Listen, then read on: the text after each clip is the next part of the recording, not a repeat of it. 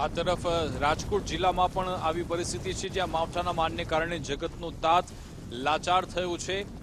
પાક નુકસાનીને લઈ ખેડૂતો રડી રહ્યા છે, તેઓ પોતાની વ્યથા વર્ણવી રહ્યા છે। ગુજરાત ફર્સ્ટ સમક્ષ રાજકોટમાં ઉપલેટામાં કપાસના પાકમાં ભારે નુકસાનીથી તેલંગાણા ગામમાં કમોસમી વરસાદને કારણે કપાસમાં નુકસાની આવી। કપાસના પાકમાં વરસાદથી નુકસાનની સ્થિતિ જોવા મળી રહી છે। સત્વરે સહાય આપવામાં આવે તેવી રજૂઆત પણ ખેડૂતો કરી રહ્યા છે। આવી છે કે બાબાઈ કેવી દશા છે આ વરસાદથી? રોહિતભાઈ, આ તો જો વરસાદ રાઈતે અમારે શું કરવું ભાઈ? અમે 12 વર્ષથી ગાયનો નીર સારો હતો, મારે મજૂર ના દેવાના બાકી છે, હવે ઈ તો આ ગાયનો નીડે નહીં થાય ભાઈ। હું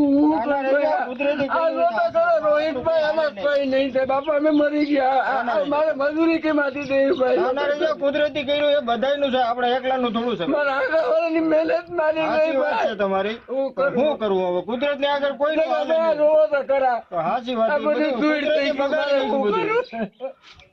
હવે આ તો બધે કુદરતની 3 દિવસથી વરસાદને કારણે જે કંઈ અમારે નુકસાન થયું છે એમાં તો કોઈ પારાવાર બાકી નથી, એવું નુકસાન થયું। આજ ખેતીમાં ખર્ચા જુઓ તો ખાતર, બિયારણ, દવા, આ મજૂરી, તમામ વસ્તુની કોઈ મર્યાદા બારી મોંઘવારી છે। એની સામે અમારા જે મોલ થાય છે, કપાસ છે, સોયાબીન છે, માંડવી છે, અટાણે હારામાં હારો રામ મોલ હોય એનો કોઈ ભાવ નથી મળતો। અમે અહીંથી રાતે અમે ટ્રેક્ટર ભરી યાર્ડમાં રાત આખી હેકાઈ, બીજે દી બપોર વારો આવે, જો હરાજીમાં જઈએ તો ભાવ ન મળે। એટલે હવે ખેડૂતની એવી માઠી દિશા છે કે કોઈ સીમા નથી। એક બાજુ કુદરતનો માર, એક બાજુ ભાવનો તકલીફ વાળું।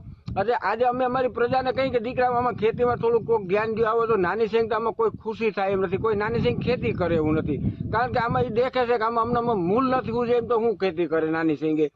એટલે અમારે સરકારને એમ કહ્યું કે આમાં જરાક સર્વે કરાવો અને આવીને જોવો, તાત્કાલિક સર્વે કરાવો। 2 દી તડકો નીકળે હુકાઈ ગયા પછી તમને દેખાય નહીં તો એવું થાય, એના કરતાં અત્યારે તાત્કાલિક સર્વે કરાવી અને ખેડૂતની વારે આવો